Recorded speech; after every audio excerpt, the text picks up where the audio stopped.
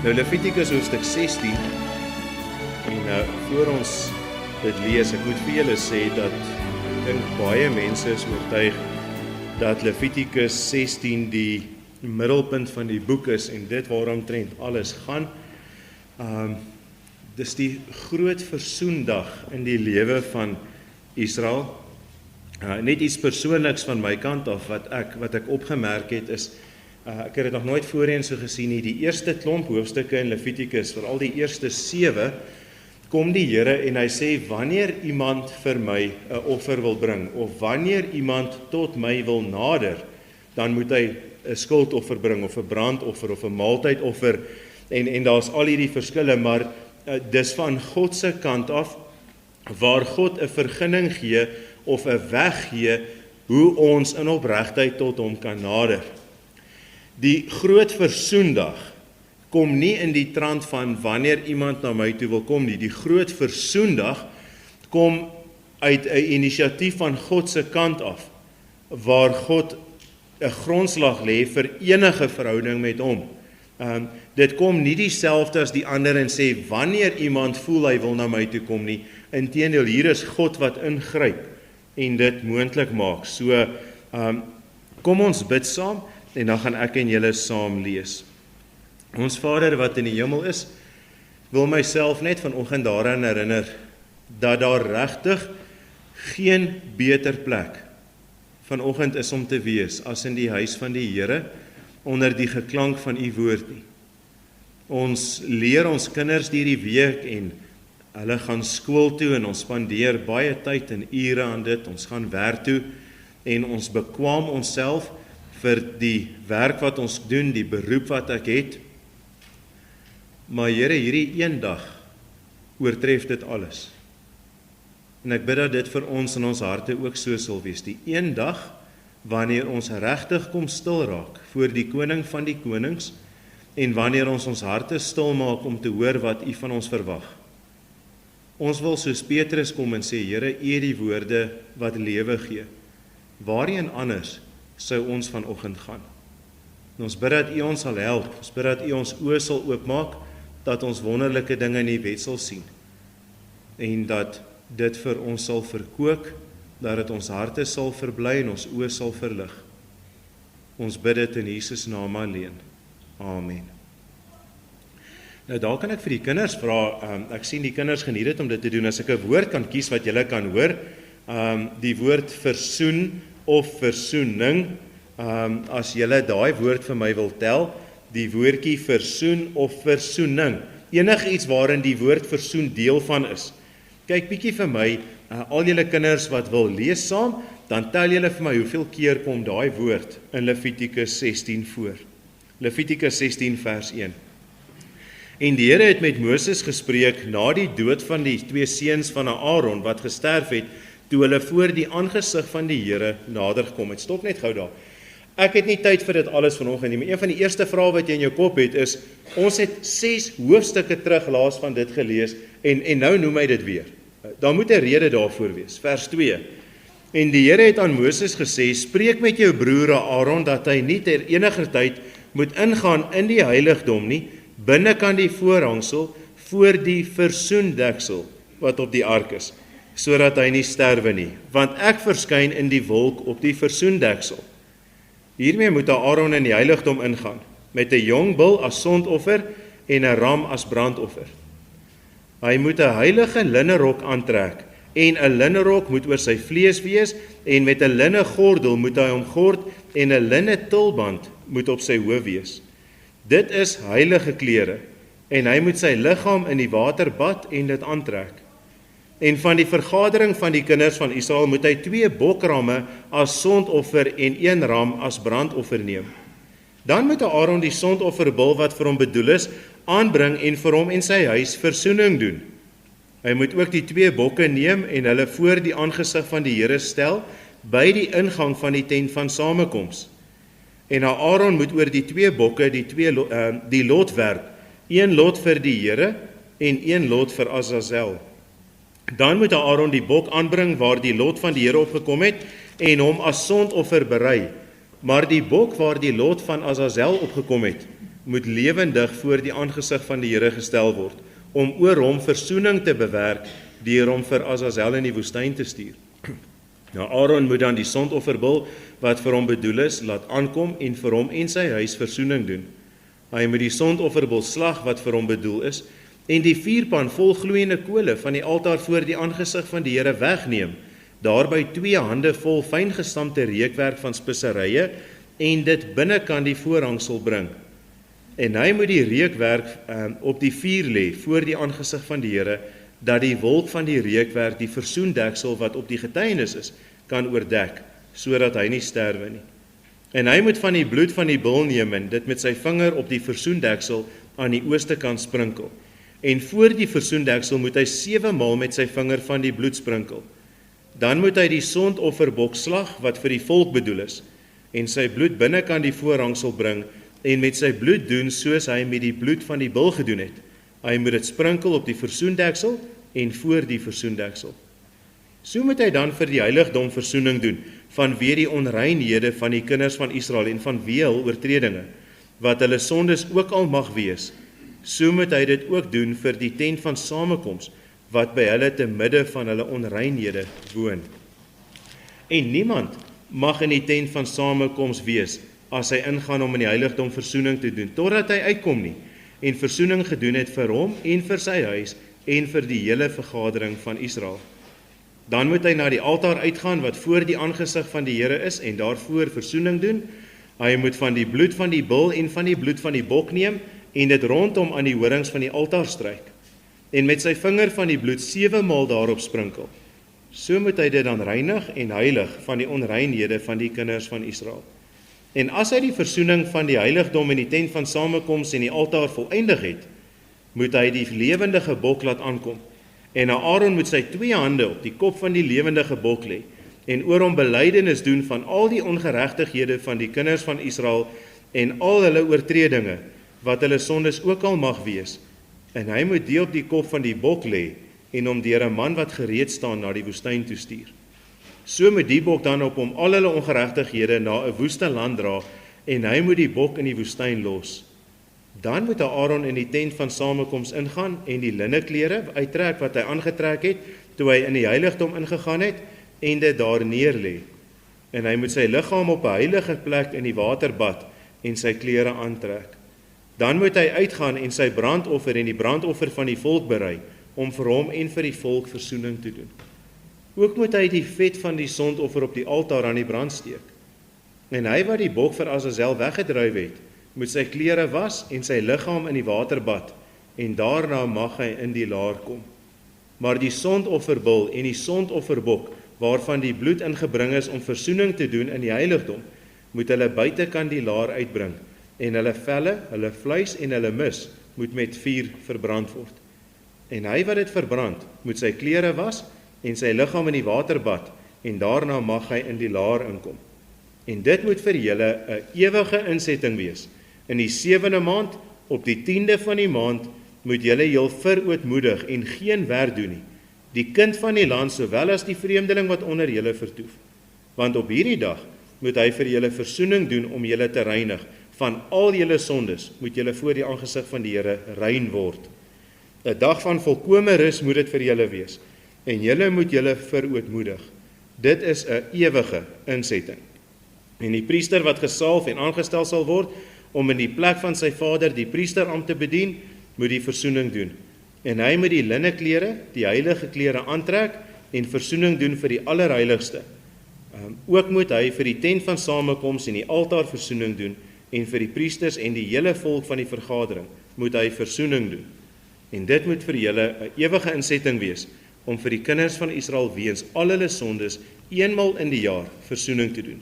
En hy het gedoen soos die Here Moses beveel het. Hoeveel keer is die woord versoening daar? 23? 23? Lisa? 23? Wie het nog getel? Giliam? Eywiel? 22? Wie het nog getel? Wie van die groot mense het getel? 23? Ok. Nou, dit sê nogal waaroor die hoofstuk gaan. En ek wil voor die tyd sê, ek gaan nie al die detail in hierdie hoofstuk kan hanteer nie. Inteendeel, daar's van die vrae wat ek dink moeilik is. Die hele ding met Azazel, presies wat dit beteken, dit kan na 'n plek verwys, party verwys, dit verwys na die bose of na die duiwel, party beteken, die naam beteken dood eenvoudig, party sê die naam beteken bok van verwydering, wat sondes wegneem. Ek gaan dalk nie in al daai detail ingaan nie, maar ek wil vir julle sê, hierdie hoofstuk is regtig waaroor alles gaan. En ek dink dit is die duidelikste beeld van die kruis in die Ou Testament. Weet julle, ek en julle moet net gou so bietjie van die agtergrond onthou. Julle moet net gou vanoggend onthou dat die volk na die sondeval kon die mens nie in God se teenwoordigheid inkom nie. En selfs na God hulle uit Egipte uit bevry het. Wie van julle kan onthou, hulle gaan na die berg Sinaï toe en terwyl God die wet vir hulle op die berg Sinaï gee, wat doen die volk? Wie kan onthou? Hulle maak 'n goue kalf. En dan sou die spanning wees, maar wat gaan God nou maak? Dit wys iets van ons vervallenheid. Selfs terwyl God op die berg met Moses ontmoet, en net van interessantheid, die berg word later vir sinnebeeld in die tabernakel, as die plek waar God ontmoet. Jy kan ons nou nie die berg saamtrek nie, maar die tent kan saamtrek, en God kan onder sy mense wees. Maar die spanning was, hoe gaan God met mense ontmoet in sy heiligheid? Wie kan tot God nader? Die vraag was, gaan God vir ons gee wat ons verdien en ons vir ewig van hom af wegstoot? En as hy dit nie doen nie, hoe gaan God maak dat ek en julle na hom toe kan kom, sonder dat hy sy regverdigheid prysgee? Ek sukkel om oor dit te preek, want ons lewe in 'n tyd wat anders onder die vaandel van God se liefde ingevee word. Met ander woorde, ja, God red almal en God is lief vir almal. God is ook heilig en 'n regverdige regter. Ek het dit al verduidelik, 'n regter wat hier by die hof, kom ons sê, iemand is skuldig bevind aan moord, en hy sê vir hom, ek is 'n liefdevolle regter, jy kan maar gaan. Is dit 'n goeie of 'n slegte regter? Dis 'n slegte regter. En dieselfde met God. So, hoe gaan God hierdie probleem oplos? Ek en julle is bevlek met sonde, ek sal nou net vir julle iets daarvan sê.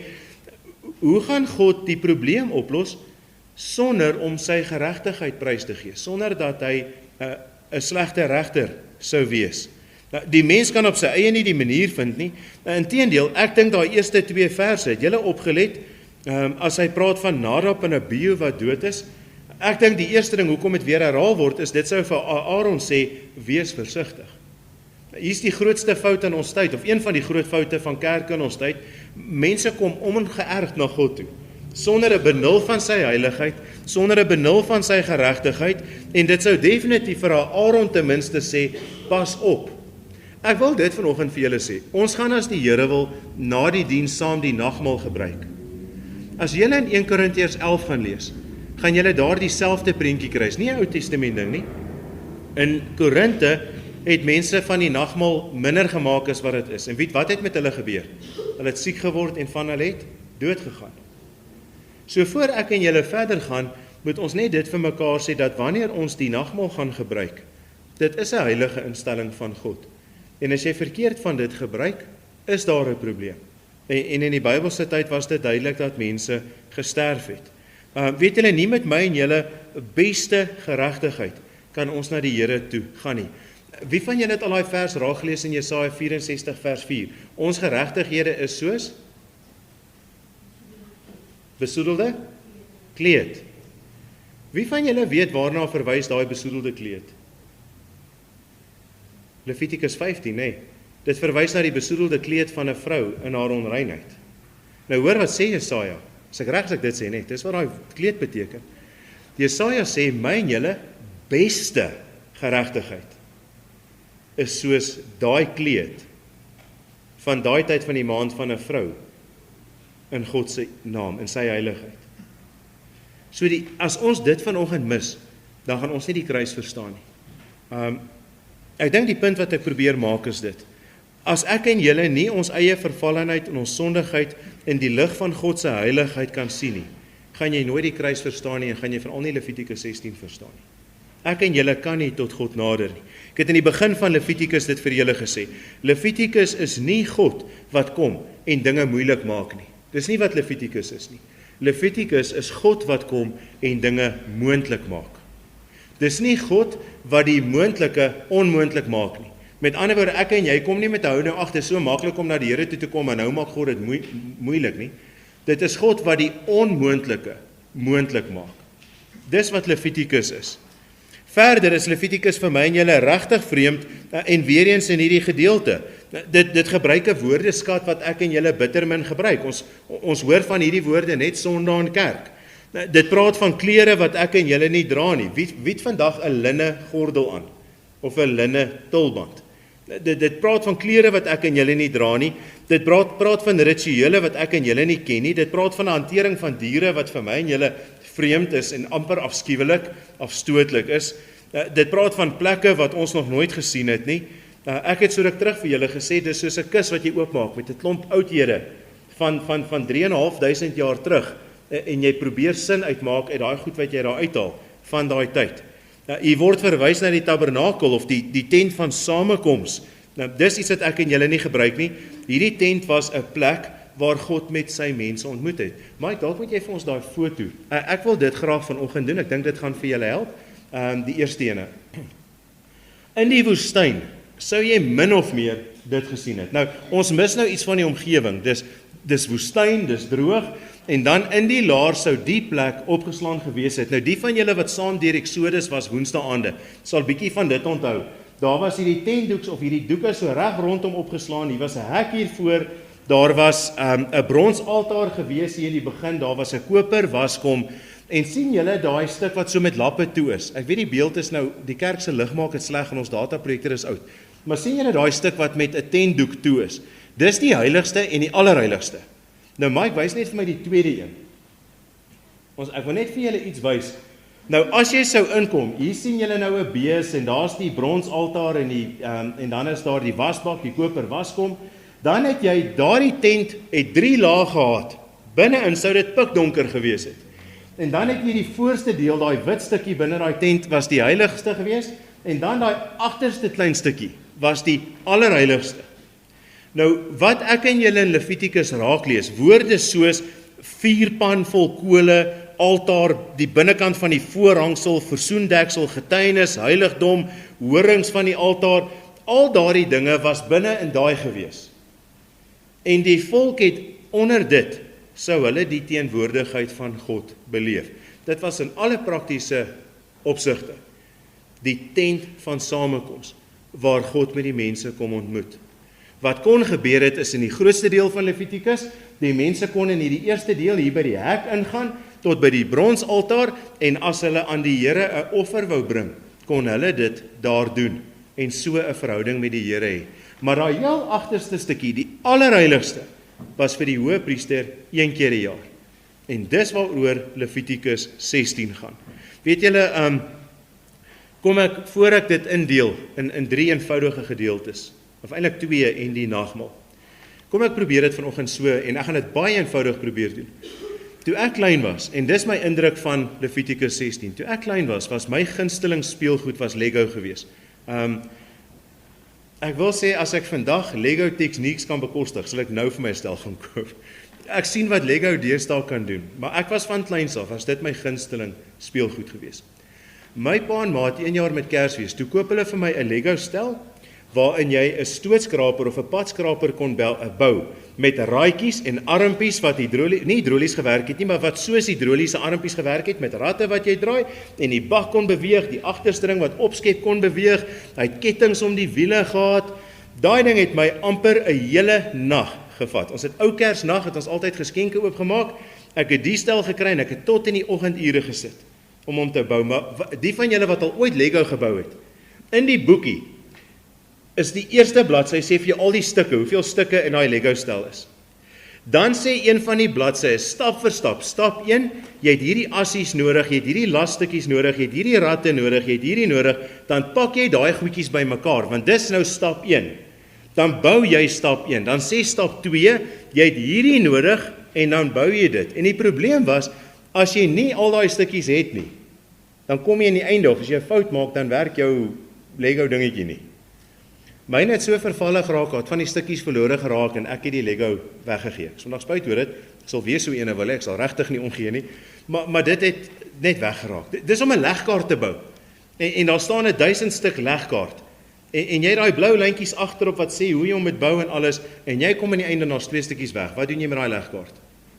Jy gooi hom weg. Ek het nog nooit iemand gesien wat een geraam het met 'n gat in nie. Ek het een van Golden Gate gehad en ek het hom weggegooi toe 2 stukkies weg is. So, wat ek gaan doen vanoggend, hierdie is so 'n Ou Testament diagram van wat op die kruis gebeur het. Dis wat Levitikus 16 is. Dis 'n Ou Testament diagram van wat jy nodig het en van hoe om dit aan mekaar te sit om die kruis te verstaan. En dis dalk nou oor vereenvoudig, maar dis wat ek en julle nie mag mis in hierdie gedeelte nie. Ek bid dat die Here ons sal help dat ons veral in die lig van die nagmaal sal sien hoe al hierdie dinge mekaar inpas. Want vir my en julle om van daai prentjie af en van Levitikus 16 af tot by die kruis te kom, ek en julle mis baie dinge oor die kruis wanneer ons dit doen. So kom ons begin wat jy nodig het. As jy die gedeelte die eerste keer deurlees, ek het dit letterlik gedoen. Ek lees hom die eerste keer deur en ek het 'n lysie gaan maak. Wat het jy nodig vir versoening? Wat het jy nodig vir 'n verhouding met die Here? Wat het jy nodig? Weet julle daai term versoen? Kom, hoeveel keer voor? 23 het julle gesê. Die woord versoen beteken daar's foute tussen jou en God en iets moet gedoen word dat die verhouding reggestel word. Die woord versoen beteken iets moes gedoen word dat daar weer vrede tussen jou en God kan wees. Jy's die een, ek en jy's die een wat die goue kalf gebou het terwyl God die wet gee en hy kom af en hy sien waarmee jy besig is en hy moet jou eintlik voor sy aangesig uitvee. Wat jy nodig het is daai woord versoen. Nou wat het ek en julle nodig vir versoening? Nou, eerste ene wat ek gaan noem, jy het die tabernakel nodig. Jy het 'n plek nodig waar versoening bewerk kan word. En ek gaan vir julle wys, ek gaan kortliks iets oor dit sê. Weet julle as jy in Israel was, kom ons wees net prakties, as jy in daai tyd geleef het, en jy wil met God gaan ontmoet, waartoe sou jy gehardloop het? Sê gou vir my. Tabernakel toe. Jy sou nie jou eie plekkie gaan bou het nie. Israel was later regtig in die moeilikheid, omdat hulle eie goed gaan doen het aan die ander kant van die rivier. Israel was regtig later, daai hele kalf aanbidding en al die goed wat gebeur het, die beste plek om God te ontmoet is die plek waar God kies om te wees, nê. Dis so eenvoudig soos dit vanoggend. Jy het 'n plek nodig waar daar vir jou versoening gebring kan word. Hulle sou 'n tent vir God opslaan waar hy met hulle ontmoet. En weet julle wat so interessant? Dit het my getref. Kyk gou vers 15 en 16. Kyk gou vers 15 en 16. Elmar, sit vir die lig aan. Ons het nou klaar daai prentjie gesien. Ek wou hom eintlik net afgehaat het tot ek daai prentjie wys. Vers 15 en 16 sê, dan moet hy die sondofferbok slag wat vir die volk bedoel is. En hoor nou hierso, en sy bloed binnekant die voorhangsel bring en met sy bloed doen soos hy met die bloed van die bul gedoen het. Hy moet dit sprinkel op die versoendeksel en voor die versoendeksel. Hoor nou wat staan hier. So moet hy dan vir die heiligdom versoening doen. Dis die heiligste plek op aarde. Maar hy moet vir dit versoening doen.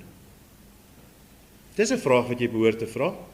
As jy hierdie stuk lees, die teks gee die antwoord van wie die onreinhede van die kinders van Israel en van wie hulle oortredinge, vers 16, wat hulle sondes ook al mag wees, so moet hy dit ook doen vir die tent van samekoms, wat by hulle te midde van hulle onreinhede woon. Nou moet julle dit net gou raak sien. Die eerste ding is, jy het 'n heilige plek nodig, maar selfs daai heilige plek op aarde moes gereinig word. Hoekom? Die teks gee die antwoord. Van daai plek word verbind aan sonde. Dis waar hulle al hulle offers bring. Dalk 'n oorvereenvoudiging, maar ek en julle verstaan iets daarvan. Ons hou nie sommer kerk in 'n kroeg nie. Dit sal baie ongemaklik voel om hier in 'n kroeg in die straat af te stap en daar kerk te hou en al die bottels drank van die vorige aand en goed lê nog daar en ons wil nou iets van die Here daar binne gaan doen. Nou dis nou 'n oordrywing daarvan. Maar in 'n mate is dit wat vers 16 sê. Jy het 'n plek nodig wat heilig is. En kan ek vir julle iets wys in die Nuwe Testament? Blaai gaan na Hebreërs 9 toe. Kom ek vertel vir julle van die plek, want onthou nou, daar staan 3 of 4 keer in die teks, dit is 'n ewige insetting, ons moet dit vir altyd so doen, en tog het ek en julle nog nooit 'n bees geslag of 'n ram geslag nie. Nie vir 'n offer nie. Hoekom nie? Kom ek sê vir julle iets van die plek. Hebreërs 9 vers 11.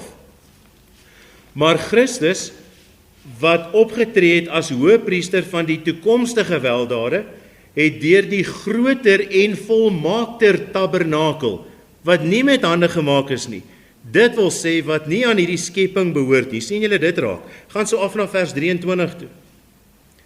Dit was dus nodig dat die afbeeldinge van die dinge in die hemele deur hierdie offers gereinig moes word, maar die hemelse dinge self deur beter offers as hierdie. Want Christus het nie ingegaan in 'n heiligdom met hande gemaak, 'n teebeeld van die ware nie, maar in die hemel self om nou voor die aangesig van God vir ons te verskyn. Jy het 'n plek nodig wat geheilig is. Ek en julle kyk nie meer na die tabernakel nie. Ek en julle hoef nie Israel toe te gaan en iewers die tabernakel te gaan soek nie. Ons hoef nie die tempel te gaan soek nie, wat later, dit was die berg Sinai, dit was die tabernakel en dit was toe die tempel. Ek en julle hoef nie. Waar's ons plek? In die hemel. Wie het hom gebou? God het hom gebou. Dis nie nodig dat daar vir dit reiniging gedoen hoef te word nie. Ek en julle kyk na 'n volmaakte plek. So jy het 'n heilige plek nodig en ek en julle het dit in die hemel. Wanneer ons die nagmaal gebruik, dan dink ons vandag daaraan. Christus in die ware tabernakel wat vir ons intree. Die plek is daar. Verder sou jy die volgende nodig hê. En nou gaan ek dit net aflees soos 'n lysie, soos 'n diagram. Jy wil die ding aan mekaar sit. Jy het 'n jong bul nodig as 'n sondoffer. En ek gaan nou regtig net tyd spaar. Jy het 'n ram nodig as 'n brandoffer. Jy het heilige klere nodig, 'n linne rok, 'n linne broek, 'n linne gordel en 'n linne tulband. Jy het 'n waterbad nodig. Jy het 2 bokramme as sondoffer nodig, 1 ram as 'n brandoffer. Jy het 'n vuurpan met gloeiende kole nodig. Jy het 2 hande vol fyn gestampte reukwerk van speserye nodig. So as ek dit aframmel, hier's wat jy moet uitpak, anders kan jy nie versoen word met God nie. Anders gaan dit nie werk nie. Maar wat jy nog meer nodig het, wat jy saam met dit nodig het, en wat ek en julle nie mag mis nie, luister gemooi, jy het 'n man nodig, 1 uit 'n miljoen. Ek weet nie hoeveel Israeliete was daar nie, maar daar was baie. En Aaron was 1 uit 'n miljoen. 1 uit meer as 'n miljoen. Maar jy het vir hom nodig gehad. Vers 2. En die Here het aan Moses gesê, spreek met jou broer Aaron dat hy nie ter eniger tyd moet ingaan in die heiligdom nie, binne kan die voorhangsel voor die versoendeksel wat op die ark is, sodat hy nie sterwe nie, want ek verskyn in die wolk op die versoendeksel. Jy het iemand nodig, die van julle wat Eksodus saam gedoen het. Jy het 'n man nodig wat God akkuraat by jou sal verteenwoordig, wat God akkuraat by jou sal preek. En jy het 'n man nodig wat vir jou kan intree by God. Jy kan nie self voor God verskyn nie, jy het iemand nodig wat jy sien, God is gelukkig met daai persoon, en ek sal eerder wil hê dat hy met my naam voor God verskyn. En dit is wat Aaron was. Maar kom ek noem dit in die gedeelte. Jy het 'n man nodig wat besonder nederig is. Ek sê vir hom, loei julle hier buite nou. Wat ek nooit opgelet het nie. Die van julle wat saam deur Eksodus was, vertel my van die priester se klere drag. Wat kan julle onthou? Purper, rooi wolstof, goue draadjies wat in dit ingeweef is, 'n goud tasie voor met oningstene, 'n stene op die skouers, 'n goue band om die kop wat sê aan die Here of dit die Here se naam is oor dit. Die hoofpriester was in pragt en praal geklee. Vertel my van sy kleredrag in hierdie hoofstuk. Wie van julle dit opgelet? Dit was interessant. In hierdie gedeelte, weet julle, behalwe vir hoe hy elke dag van die jaar gelyk het, in hierdie gedeelte is dit so eenvoudig. Hy het 'n linne kleed aangehad, met 'n linne broek, met 'n linne gordel, met 'n linne tulband. Anders, ek het dit nooit geweet nie, ek het nooit besef, hy het anders op die groot versoendag gelyk, as in sy gewone werk, wat hy andersins gedoen het. En waarvan sou dit getuig? Nederigheid. Kon nie met sy eie pragt en praal daarin gaan nie. Kon nie met daai mooi klere daarin gaan nie. Blaai na Filippense 2 toe. Ek dink is 'n verwysing na Christus toe. In Filippense 2 lees ons dit van ons Here Jesus Christus. Ek gaan net so van vers 6 af lees, Filippense 2 vanaf vers 6. Kyk na Jesus. Hy wat in die gestalte van God was, het dit geen roof geag om aan God gelyk te wees nie, maar het homself ontledig deur die gestalte van 'n diensknegt aan te neem en aan die mense gelyk te word. En in gedaante gevind as 'n mens, het hy homself verneder deur gehoorsaam te word tot die dood toe, ja die dood aan die kruis. Vertel my hoe wonderlik was Jesus aangetrek op die kruis? Hy was nie. So jy het 'n besondere man nodig. Hebreërs 4 vers 4, terwyl ons dan 'n groot hoëpriester het wat deur die hemele deurgegaan het, naamlik Jesus, die Seun van God, laat ons daai belydenis vashou. Ons verstaan die plek. Ons verstaan iets van die persoon. Christus, hoër as Aaron. Aaron was eenheid 'n miljoen dalk gewees, maar hy het gesterf en hoofstuk 16 eindig met dit en sy kind moet en sy kind moet en sy kind moet tot by Jesus. En daar was nooit weer 'n hoëpriester nie, want hy lewe nog om vir ons in te tree. Kyk na Christus. Hy moes besonders rein gewees het. Wie van julle het opgetel van die bad? Julle gehoor as ons deur hoofstuk 16 lees, hy moet hom laat was en heilige klere aantrek en selfs na dit wat in die binnekant gedoen is, moes hy homself weer laat bad het. Hy moes besonders rein gewees het. Vers 3 en 4, hiermee moet Aaron in die heiligdom ingaan met 'n jong bul as sondoffer en 'n ram as brandoffer. Dis nie vir die volk nie, dis vir homself, sy eie sondes. Hy moet 'n heilige linnerok aantrek en 'n linnebroek moet oor sy vlees wees en met 'n linnegordel moet hy hom gord en 'n linne tulband moet op sy hoof wees. Dit is heilige klere en hy moet sy liggaam in die water bad en dit aantrek. Hoekom moes hy 'n offer vir homself bring? Want hy het self vuil voor God gestaan. Hy het self sonde gehad. En hy moes eers vir homself 'n offer bring. En selfs dit laat ons na Christus kyk. Vertel my van Christus se sonde. Geen sonde in Hebreërs 4:15. Hy is aan alle opsigte net soos ons versoek, maar sonder sonde. 2 Korintiërs 5:21. Hy wat geen sonde geken het nie. Kyk na Christus. Hy het nooit vuil gestaan voor God nie. Hy het nie nodig gehad om vir homself 'n offer te bring nie. So wat het jy nodig om met God versoen te word? Jy het 'n plek nodig en jy het 'n besondere hoëpriester nodig. En dis Christus.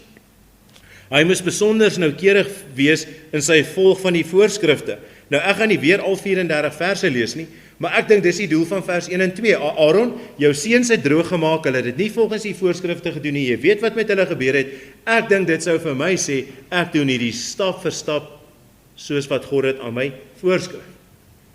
En weer eens, terwille van tyd, ek gaan nie eers weer al die verse uitlig nie, wat van Jesus? Johannes 17 vers 4, Vader, die werk wat U my gegee het, het ek volbring. Die werk wat U my gegee het om op aarde te doen, het ek volbring. Johannes 19 vers 30, dit is volbring, toe Jesus op die kruis sterf. Christus het presies gedoen wat die Vader verwag. Julle sien, soos wat jy hierdie diagram begin uitpak en jy pak jou stukkies uit, kom jy agter met hierdie diagram, jy's besig om 'n foto van die kruis te bou. Jy's besig om iets van Jesus te wys, soos wat jy dit aan mekaar sit. Nou as jy dan nou al hierdie dinge het, jy het deur die diagram gekyk, jy het die tabernakel, jy het die altaar, jy het die reukwerk, jy het die jongbul, jy het die bokramme, die bloed, jy het 'n besondere man, hoe sit jy dit nou aan mekaar? Hoe om dit aan mekaar te sit om versoening te bewerk? En ek gaan dit kortliks verduidelik. Kyk gou wat moes Aaron doen. Aaron moes eers vir homself versoening bewerk, dit gaan ek nou nie weer sien nie. Hy moes eers vir homself 'n offer bring. Maar ek wil julle aandag vestig, byvoorbeeld vers 8. En Aaron moet oor die 2 bokke die lot werp, letterlik loetjies trek, watter bok lewe, watter bok sterf. Okay? Hy moes oor die 2 die lot werp en 1 lot vir die Here en die 1 lot vir Azazel. Dan moet Aaron die bok aanbring waarop die lot van die Here gekom het en hom as sondoffer berei, maar die bok waar die lot van Azazel opgekom het, moet lewendig voor die aangesig van die Here gestel word, om oor hom versoening te bewerk deur hom vir Azazel in die woestyn in te stuur. Kyk vers 15. Dan moet hy die sondofferbok slag wat vir die volk bedoel is. So 1 bok moet geslag word en sy bloed binnekant in die voorhangsel bring met sy bloed en met sy bloed doen soos hy met die bloed van die bul gedoen het. Hy moet dit sprinkel op die versoendeksel en voor die versoendeksel. Vers 18. Wat gebeur met die ander bok? Dan moet hy na die altaar uitgaan wat voor die aangesig van die Here is en daarvoor versoening doen. Hy moet van die bloed van die bul en van die bloed van die bok neem en dit rondom aan die horings van die altaar stryk en met sy vinger van die bloed 7 maal daarop sprinkel, so moet hy dit dan reinig en heilig van die onreinhede van die kinders van Israel. En as hy die versoening van die heiligdom in die tent van samekoms en die altaar voleindig het, moet hy die lewendige bok laat aankom.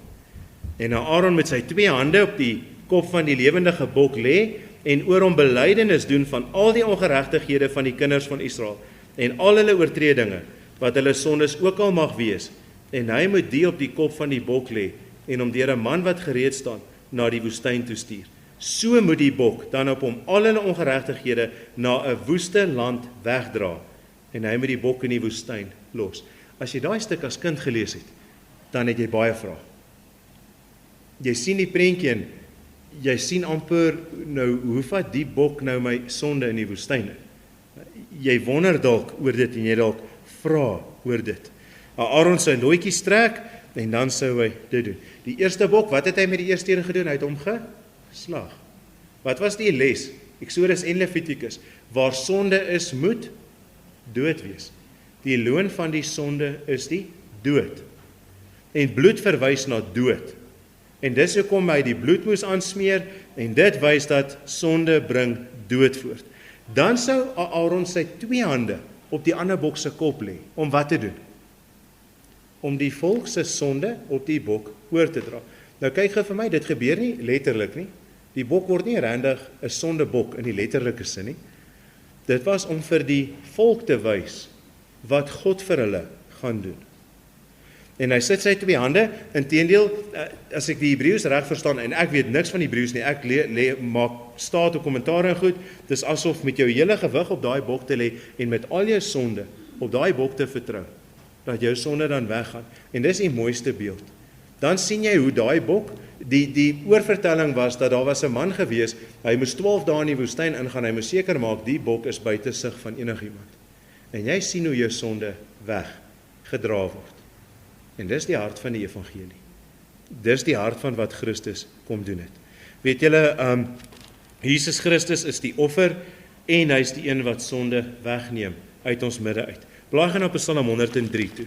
En hy weet is nou Ou Testament teks, maar dit verwys na Christus in Psalm 103. Ons het nou net vers 1 en 2 en so hier en daar 'n versie van dit gesing. Psalm 103 vers 10. Hy handel met ons nie na ons sondes en vergeld ons nie na ons ongeregtighede nie. Stop net gou daar. Wat het God met Israel gedoen as hy met hulle gehandel het volgens hulle sonde? Hulle net daar doodgemaak. Vers 11. Want so hoog as die hemel is bo die aarde, so geweldig is sy goedertierenheid oor die wat hom vrees. Nou kan ek net gou vir Lodewyk en Giliam en Elmar en al die kinders 'n vraag vra. Jomey, almal van julle. Hoe hoog is die hemel bo die aarde? Duisende. Die baie hoog, hemelhoog. En die ja, ek dink dis nog nader, duisende miljoene, dis baie hoog, okay? Nou sê hy vers 12, so ver as die ooste verwyderd is van die weste, so ver verwyder hy ons oortredinge. Waar is die ooste?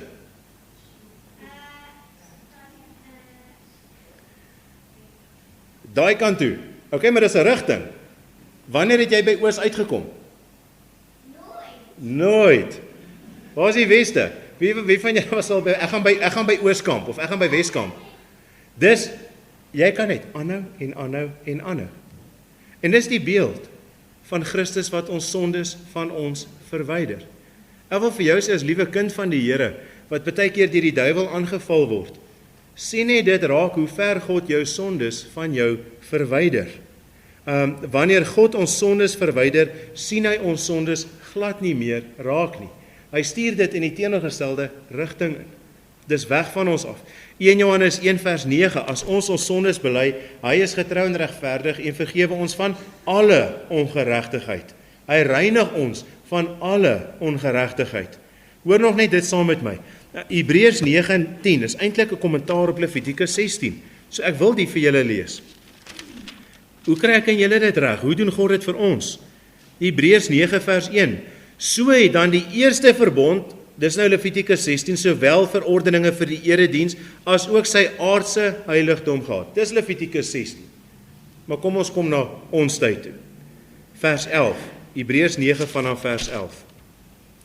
Maar Christus, wat opgetree het as 'n hoëpriester van die toekomstige weldade, het deur die groter en volmaakter tabernakel wat nie met hande gemaak is nie, dit wil sê wat nie aan hierdie skepping behoort nie. Ek het dit nou vir julle gelees. Vers 14, wel vers 13 moet ek lees.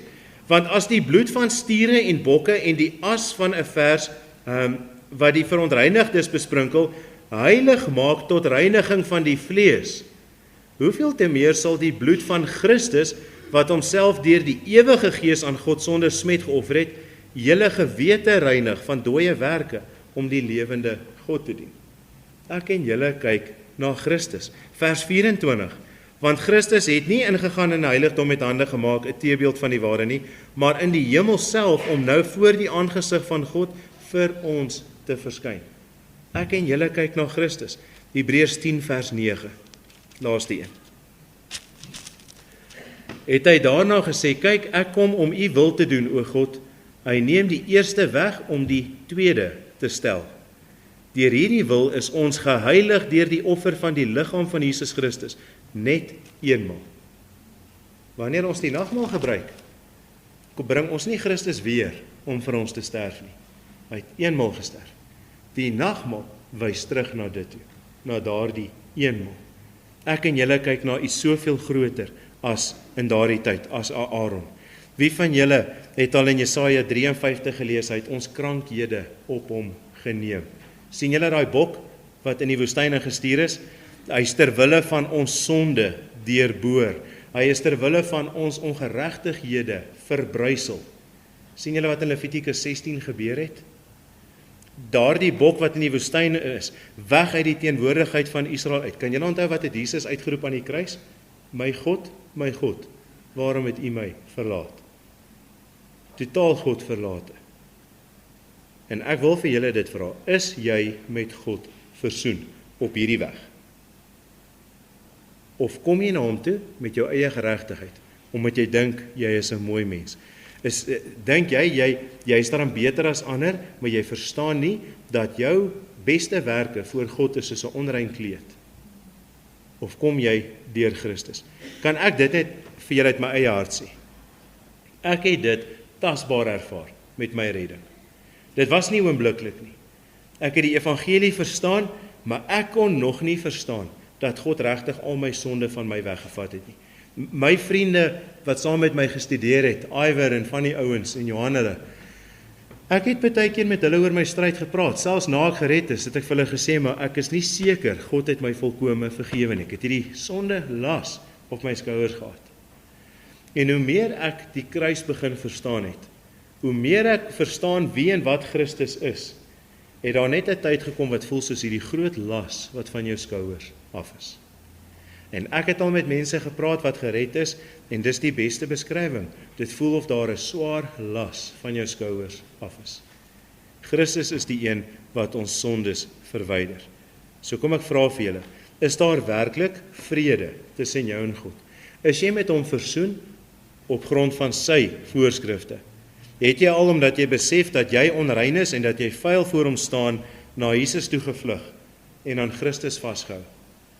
Ja, weet julle mense, ek lees 'n ding wat Chris Simon, hy het net so 'n prentjie vanoggend op sy Facebook gedeel. Mense wil nie die woorde hoor bekeer nie. Hy het so 'n prentjie gedeel. Hy sê as mense wat in die hel is, wens hulle kon dit nog net een keer in hulle lewe hoor. Maar is te laat. Ek en julle doen dit nie meer elke jaar soos Israel nie. Ek en julle kyk na iets beter, na die volmaakte, na Christus. En wanneer ek en julle vanoggend saam die nagmaal gebruik, sien iets van Jesus Christus as hoëpriester. Sien hom as die ene wat dit vir ons ingestel het, en vir hom as die een wat vir ons versoening by God bewerk het. En wanneer ons die nagmaal gebruik, sien Jesus Christus ook vanoggend as die offer. Hy was nie net die hoëpriester nie, hy is nog steeds ons priester, hy was ook die volmaakte offer. Die brood laat ons aan sy liggaam dink, en die druiwesap laat ons aan sy bloed dink, wat vir ons gevloei het, toe hy sterf aan die kruis. Kom ons sluit ons oë en ons bid saam. Here, ons bid opreg dat ons die nagmaal vanoggend nie uit gewoonheid sal gebruik nie. Dat ons daaraan gedagte sal gee wie Jesus Christus is, ons vaste hoop, 'n redding van begin tot einde vir ons bewerk. En ons Vader wat in die hemel is, ons staan verstom dat U voor die grondlegging van die wêreld af al dit so besluit en bestem het dat U met ons wil ontmoet en dat U met ons wil versoen. As ons eerlik is en ons kyk na onsself, sou ons niks raak sien wat die moeite werd is om mee te versoen nie. Ons wat rebels was, wat ons rug op U gedraai het, inteendeel wat net vir onsself lewe, Here, U barmhartighede is sonder einde. En U handel met ons nie na ons sondes nie, maar na U goedertierenheid. Amen.